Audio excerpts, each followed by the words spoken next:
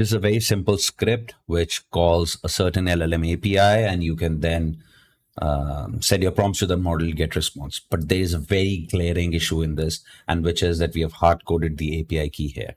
Now, I see this problem with a lot of young developers, and I want to make this video for them. And there's a very quick fix that we can do.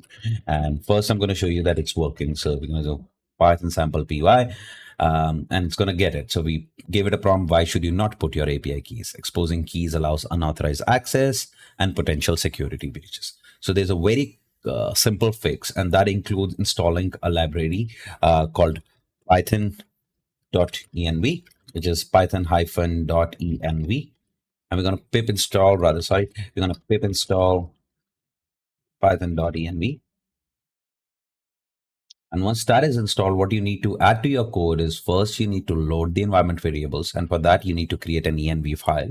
And how you can do that is just open up any new file.